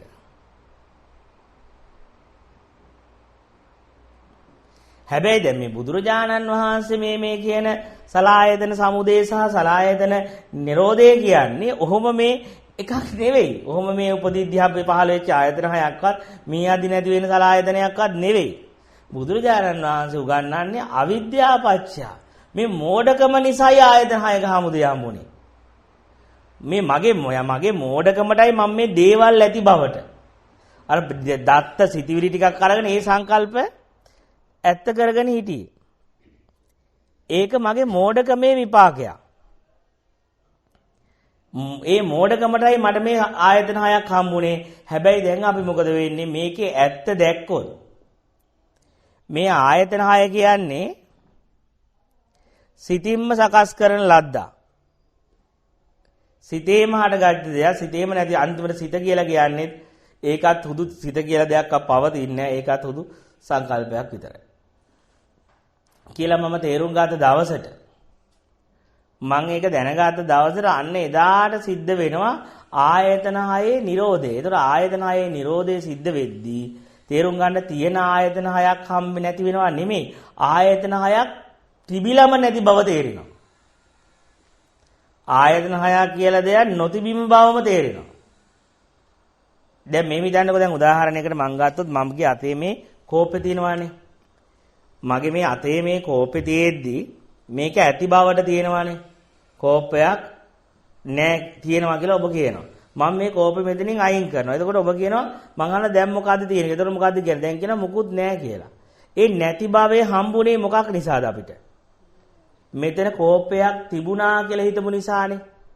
කෝප්පයක් ඇති බවට සාපේක්ෂකව කෝප්පේ නැති බව හම්බුණා. හැබැයි මං මේ අතේ ඇහැට ඇත්තටම කෝප්පයක් පේනවද කියලා? ඇහැ මේ පෙනීමට කෝපයක් තියෙනවා කියන්න බෑනේ. පේනවා එච්චරයි. පෙනීමක් එච්චරයි. ඊට පස්සේ මං අහනවා කනට මේ කෝප්පය ඇහැ සද්දය ඇහෙනවද කියලා? නෑ සද්දයක් කළාම සද්දය ඇහෙනවා. ඒ සද්දෙට කෝපයක් තියෙනවද? නෑ මේක සද්දයක් ඇහෙනවා දැනීමක් එච්චරයි. ඊට පස්සේ මම මේක ඉඹිනවා. මට සුවඳක් එනවා. සුවඳට කෝපයක් තියෙනවද කියලා අහනවා. සුවඳක් දැනෙනවා එච්චරයි. දැනීමට කෝපයක් නෑනේ සුවඳට. ඊට පස්සේ මම මේක ලෙව කරනවා. රසයද රසයට කෝපයක් දිනනද කියලා අහනවා නෑ. රසයක් කියලා දැනීමක් ඇති වෙනවා. රසයක් කියලා අපි එහෙම රසයක් කියලා සංකල්පයක් තියෙන. හැබැයි ඒකක් දැනීමක් නේ රසය කියලා දැනෙන වර්තමානයේ. ඊට පස්සේ මම මේක ඇල්ලුවාම මට තද ගතියක් හරි මුදු ගතියක් හරි දැනෙනවා. ඒ දැනීමට කෝපයක් තියනවද කියලා අහනවා. ඒකටත් කෝපයක් නෑ. දැන් ඇහැට කෝපෙ පේන්නේත් නෑ. කනට කෝපෙ ඇහෙන්නේත් නෑ. කෝපෙ අතින් අල්ලන්නද අතින් අල්ලුවොත් අවුනේ තද ගතිය මුදු ගතිය. එහෙනම් මං අහනවා දැන් කෝපෙ කොහෙද තියෙන්නේ කියලා. කෝපේ කොහෙද පවතින්නේ? ඈ? කෝපේ පවතින්නේ කොහෙද? ඈ? මොකද ඈ? මොකද කියන්නේ? කෝපය කියන්නේ සංකල්පයක් කියන්න බෑ. හැබැයි සංකල්පය ඇතුලේ කෝපයක් කියලා දෙයක් වශයෙන් තියෙනවා. ඒ හේතු නිසා සංඥාවක් එනවා කෝපය කියලා. හැබැයි ඒ සංඥාව තුළ පවතින කෝපයක් තියෙනවා. දෙයක් වශයෙන් තියෙන්නේ නෑනේ. එහෙනම් කෝපයක් කියලා දෙයක් වෙනම දෙයක් වශයෙන් තිබිලම නෑනේ. තිබිලම නැති දෙයක නැතිවීමක් තියෙනවා. හටගත්තෙම නැති දෙයක නිරෝධයක් තියෙනවා. මේ හටගත්ත දෙයක ගෙවීමක් තියෙනවා. මිසක් හටගෙනම නැත්තම් හටගෙනම නැති දෙයක නැතිවීමකුත් ඇතිවිච්ච නැති දෙයක නැතිවීමකුත් නැහැ. අන්න එතකොට දිරුම් ගන්න. එහෙනම් අන්න ඔය වගේ තමයි සලායතනෙ. සලායතනෙ කියන්නේ හට නොගත්ත දෙයක්. ඉතින් හට නොගත්ත දෙයක ගෙවීමක් තියෙනවා. අනිත්‍යක් කියනවද? නෑනේ. අන්න ඕක තමයි සලායතනය නිරෝධය අත්දකින්නවා කියලා කියන්නේ. සලායතන නිරෝධය කෙනෙක් අත්දකිද්දි මේ හටගත්ත කෝප් එක මේ ඇති කෝප් එක මෙහෙම කෝපයක් ඇත අරගෙන ඒකේ නැති බව නෙමෙයි. ඒක ඇති බවට සාපේක්ෂ නැති බව. තියෙන දේට සාපේක්ෂව ගෙවි යාම නැතිවීම. හැබැයි තේරුම් ගන්න සලායතන නිරෝධය කියන තැනදී බුදුරජාණන් වහන්සේ පෙන්වන්නේ මේ ඇති දෙයක නැතිවීමක් නෙවෙයි. ඇති දෙයක් කියලාම පනවන්න තැනක් නැති වෙනවා. සලායතනයක් කියලා පහල කරන්නම තැනක් නැති වෙනවා. ආන්ගේ පිහිටන්නම තැනක් නැති තැන තියෙනවා තමයි සලායතන නිරෝධය සිද්ධ වෙන්නේ. සලායතනයන්ගේ නිරෝධය අපි අත්දකින්න යන්නේ එතනදී. අන්න එතකොට අර උච්ඡේදවාදයක් නෙමෙයි මේ අර ඇති දෙයක් තිබිලා නැති වුණා නෙවෙයි. ඇති දෙයක් කියලා පනවන්න දෙයක් නැති බව දැක්කා. ඒක ඇත්ත ඇති හැටියට දකිද්දි. ඒකේ යථා ස්වභාවයේ සිහියෙන් නුවණින් දකිද්දි පිහිටන්න නැති තැනක් පනවන්න නැති තැනක්. අන්න එදාට අපිට ලෝකයක් කියන එකක් හම්බෙන්නේ නැහැ. අන්න ලෝකයක් තියෙන ලෝකයක ගෙවි යාම නෙමෙයි. ලෝක නිරෝධය කියන්නේ ලෝකය කියන එකම හමු වෙන්නේ නැති තැන. ලෝකයක් කියලා එකක් අසලායතනයක් කියලා දැනක්පා. එතකොට ඊට පස්සේ හිතන්න එපා එහෙනම් එතකොට එතන මේ නැති බවක් කියන එකක් හම්බෙන්නේ නැහැ. එතකොට දැන් ඒ කාරණය දැන් හිතන්නකෝ දැන් අපිට මොනවා හරි දෙයක් හටග ඉපදුනොත් ජාතියක් වුණොත් තමයි ජරාවක් මරණයක් තියෙන්නේ. දැන් අපිට ඇහැ කියන එකක් ඉපදුනොත් ඔන්න ඒකේ ලෙඩවීමක් තියෙනවා මරණයක් තියෙනක වෙනස් වීමේ දුක තියෙනවා. ඒ දුක්ඛ ස්කන්ධයම හම්බ වෙනවා. හැබැයි ඇහැ කියලා දෙයක් අපිට හම්බුන්නේ නැති දැනක අන්න එතකොට මේ මුළු දුක්ඛ ස්කන්ධයම ඉවරයි. ජාති දුක, ජරා දුක, මරණ දුක, කැමති දේ වෙන්නේ නැතිවීම දුක මේ ඔක්කොම ඇහැ ඉපදෙන ඒකයි බුදුජානනාංශ කියන්නේ ඉපදීමම දුකක් කියලා. දැන් අපිට හිතා ගන්න බෑනේ අපි හිතන්නේ ඔහොම නෙමෙයි අපි හිතන්නේ මේ බුදුහාඳුරෝ කියන දේ මවගේ කුසෙන් ඉපදීම දුකක් කියලා වෙන්න ඇති. ඒ ඉපදුනොත් නම් ඉතින් මෙහෙමනේ කාලයක් ගිල මැරෙනවානේ කියලා අපි ගන්න අර වෙන මොකද්දෝ ඉපදීම. වෙන මොකද්දෝ මන්දර අවුරුදු 20ක් 30ක් 50ක් 80ක් ජීවත් වෙලා ලෙඩවීමක් මරණයක්. ඒක දුකක් කියලා. හැබැයි ඒකත් දුකක් තමයි. හැබැයි තේරුම් ගන්න මේ ඇත්තටම මේ ඉපදීම කියලා කියන්නේ ආයතන හයේ ඉපදීම කියලා කියන්නේ මෝඩකමේ ඉපදීම. මෝඩකමේ ඉපදීමම දුකක්. මේ ඇහැ ඉපදුනා කියන්නේ කන ඉපදුනා කියන්නේ නාසය ඉපදුනා කියන්නේ මගේ අවිද්‍යාව ඉපදුනා අපේ. ඒ අවිද්‍යාව ඉපදිච්ච වෙලේ ඉඳලා තමයි ඇහැක් ඉපදුන වෙලේ ඉඳන් ඕක වෙනස් වෙනවා. ඕක මට ඕන විදිහට තියාගන්න බැරි වෙනවා. ඉතින් පිච්චි ඉන්නවා. කන නාසය දිව ශරීර සිත. දැන් සිතත් වෙන සිතක් කියලා එකක් හදාගත්ත වෙලේ ඉඳලා ඕකම ඔන්නේ ඕකට රාගෙත් එනවා. අයියෝ මේකට මේකත් එනවා. මගේ සිත මාරවුල් මට කන්ට්‍රෝල් කරගන්න බෑ කියනවා. සිතක් උපදව ගත්ත වෙලේ ඉඳලා එතන ඉඳලා ඉතින් සිත ඉඳලා දුක් විඳිනවා. ඒ සිතේ ඉඳලා සිතක් උපදව ගත්තොත් සිතේ ඉතින් දුක විඳින්න පුළුවන්. ඒ විඥානයක් හදාගත්තොත් ඉතින් ඊට පස්සේ ඒක මට ඕන විදිහට කන්ට්‍රෝල් කරන්න බෑනේ. ඒක මට ඕන විදිහට තියෙන්නේ නැහැ. ඉතින් දුක. තේරුම් ගන්න අන්න එකයි හිතේ ඉපදීමමයි දුක. විඥානයේ පහළවීමම දුකක්. ඇහැ පහළවීමම දුකක්. ඒ පහළවීම සිද්ධ වෙන්නේ මේ අපි ගන්න විදිහට මව කුසෙන් නෙමෙයි මෝඩකම. මෝඩකම නිසා තමයි මේවා හිත, කය කියලා දේවල් කියලා පිළිගන්නේ. යාන්ගේ මෝඩකමේ දුක තමයි මේ විඳින්නේ. ඒකනේ බුදුරජාණන් වහන්සේ දේශනා කරන්නේ දැන් මේ ධර්මයේ අකාලිකයි කියලා දැන් ප්‍රඥාව පහළනොත් දැන් සලායතන ලෝක ඉවරයි. දැන් නිවන මෙතන. නිවන මේ මෙතන දැන් තියෙනවා. මේ නිවන මේ අපිට නිවන මේ කොහෙවත් දුර නෙමෙයි. නිවන මෙතන දිනවා. මේ නිවන අහුවෙන්නේ නැහැනේ මොඩකම ඉන්න. අපිට අහුවෙන්නේ සලායතනය. නිවන නෙමෙයි. අපිට වෙන්නේ ඇහැට රූප, කණ්ඩ, ශබ්ද. ඒවා ඒ මොනවදෝ ටිකක් අපිට පේනවා. හැබැයි තියෙන්නේ නිවන මෙතන. කොච්චර කිව්වත් කෝ පේන්නේ නැහැනේ අල්ලන්න බෑ. නිවන තියෙනවා කෝ පේන්නන්නකො. ඉතින් ඇත්තටම මේ දැන් තියෙන්නේ නිබ්බානේ විතරයි. නිවන ඇරෙන්න මොකක්වත් නැහැ මෙතන. වැඩි කොච්චර මේක කිව්වත් අපි ඒක ආයතන හයේ දැනුමක් විදියට තේරුම් ගන්න උත්සාහ කරනවා. අපි මේ මොකද අපි මොනවා කිව්වත් අපි ලෝකේ ඇත්තක් කරගෙන ඉන්නේ. මොනවා කළත් මේ ලෝකය කියන එක දැන් අවුරුදු 20 50කට ඉස්සෙල්ලා පහළ වුණා. තව මං අවුරුදු 20ක් ජීවත් වෙයි කියලා. මෙන්න මෙහෙම මොකද්ද උපතකුයි මෙහෙම මරණයකුයි අල්ලගෙන ඕක ඇතුලේ තමයි මේ කියන දර්ශනي තේරුම් ගන්න හදන්නේ. ඒක ඒ වෙලාවේ හටගෙන ඒ වෙලාවෙම හිතේ යන දැනීම, පෙනීම, ඇහිීම, දැනීම කියන එක මිසක් මෙතන මේක වෙන් කරන්න දෙයක් නැහැ. ඇයි රූපයයි, කනයි ශබ්දයයි, සිතයි සිතවිලි. කියලා වෙන් කරන්න දේවල් නැහැ මෙතන. පෙනීම, ඇහිීම, දැනීම මාත්‍ර කියන මට්ටම අපේ නුවණ පහළ වුණා. මේක තේරුම් ගත දවසට මෙතනම අවිද්‍යා නිරෝධය, මෙතනම ලෝක නිරෝධය සිද්ධ වෙනවා. මේක දැක්කේ නැති තාක්කල් තමයි ලෝක සමුදය, සලආයතන සමුදය. මේක නොදැකින තාක්කල් සලආයතන සමුදය තියෙනවා. මේක දැක්කපු යථා ස්වභාවය දැක්ක දවසේ සලආයතන නිරෝධය අපි තුල සිද්ධ වෙනවා. ඒ සලආයතන නිරෝධය සිද්ධ වුණොත් මෙතනම තමයි ඉපදීමේ දුකෙන් නිදහස් වෙන්නේ. වෙනස් වීමේ දුකෙන් නිදහස් වෙන්නේ, මරණ දුකෙන් විනාශ වෙන්නේ. නැතුව මැරෙන්නේ මත්තේ නිදහස් වීමක් නෙවෙයි. මරණින් මත්තේම මේ කැලේලා යන්නේ. ඒ යථා ස්වභාවයේ සීයෙන් ප්‍රඥාව තුලින් දැකීම තුලින් මෙතනමයි ලෙත ඒකයි බුදුහාදුර කියන්නේ රෝහිතස්ස බ්‍රාහ්මණයාට කියන්නේ රෝහිතස්ස ලෝකය හටගන්නෙත් මෙතනමයි, ලෝක සමුදය තියෙන්නෙත් මෙතනමයි, ලෝක නිරෝධය තියෙන්නෙත් මෙතනමයි, ලෝක නිරෝධ කිරීම මාර්ගය තියෙන්නෙත් මෙතනමයි. ඒ රෝහිතස්ස බ්‍රාහ්මණයා ගියානේ ලෝකය කියලා භෞතිකව හොයාගෙන ගියානේ උඩට ලෝකේ කෙලවරක් හොයන්න. ලෝකේ කෙලවරක් හොයන්න ගියා මේ අහසට. ඉදි ශක්තිය බාහිර. ඒ ගියාට කෙලවරක් හම්බුන්නේ නැහැ. ඒතර බුදුහාදුර කියන රෝහිතස්ස මේ ලෝකේ කෙලවරක් කොහොම භෞතික උඩට කියලා හොයන්න බෑ. ලෝකය කියන්නේ මේ සංඥාත් මනසත් සහිත මේ සලආයතන. මේ ලෝකේ හට ගන්නවා කියන්නේ මේ අවිද්‍යාවෙන් සලආයතන හටක වැඩේ දිනේ. මේ වචනේ ඇහිද්දිම අපිව ටක් ගාලා යන්නේ එහෙනම් මේ ඉපදිච්ච ලෝකයක් වෙන්නදී. ලෝකේ හට ගැනීම කියලා කියද්දිම අපිට මතක් වෙන්නේම අර අම්මගේ කුස ගැන. එහෙම ගන්න. මේ ලෝකයේ බුදුහාඳුර ලෝකේ හට මේ සංඥාත් මනසත් සහිතව තමයි මේ ලෝකේ හටගන්නේ. ආයතන හයමයි ලෝකේ හට ගැනීම කියලා කියන්නේ. ආයතන හයේ පැවතීමයි ලෝකේ පැවතීම. ආයතන හයේ නිරෝධයමයි ලෝකේ නැතිවීම. ඒක තේරුම් ගන්න යන මාර්ගය තමයි ලෝක නිරෝධගාමී ප්‍රතිපදා. මේක අපි හරියට තේරුම් ගන්න යනවා පුරුමු කරන මේ මොකද්ද මේ ලෝක කතාව. ඉතින් අන්නේ නිසා මේ බුදුරජාණන් වහන්සේලා ලෝකය කියලා කතා කරන එකයි පෘථග්ජන මිනිස්සු ලෝකය කියන එකයි දෙක. පෘථග්ජන මිනිසුන්ට හම්බෙන්නේ ඇති ලෝකයක්.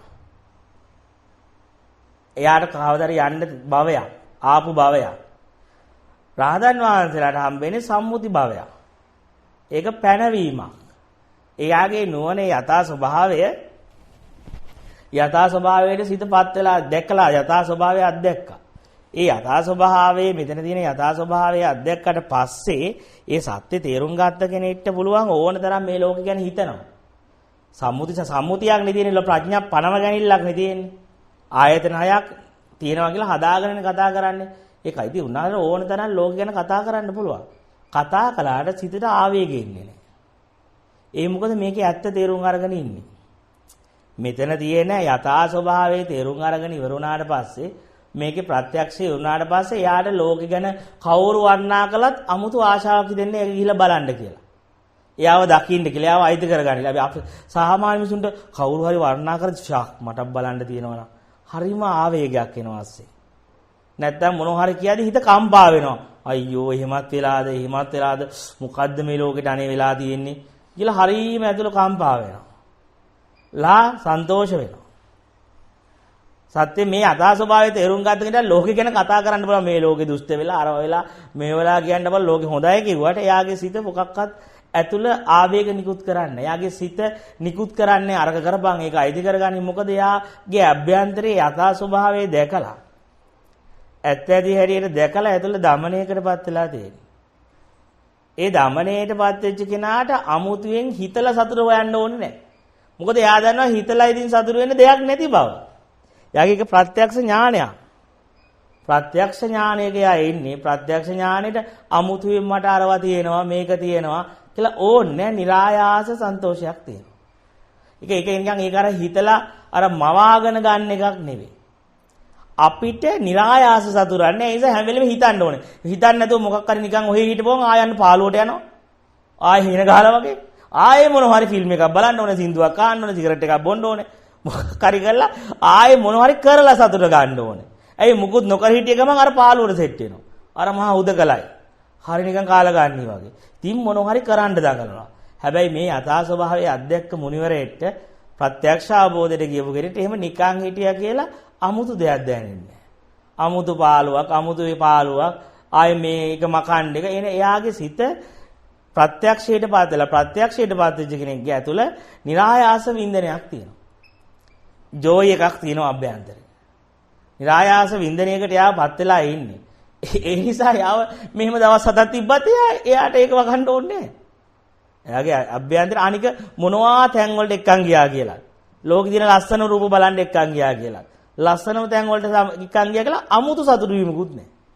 ඒ කියන්නේ එයාව එහෙම දත් දාලා සමහර අය මාර ලස්සනයි මෙහෙම කිව්වහම සතුටු වෙන්නේ. සමහර අය බලන්න ඒ කියන්නේ ඇඩ්වර්ටයිස්මන්ට් වලින් කරන්නේ ඒකනේ.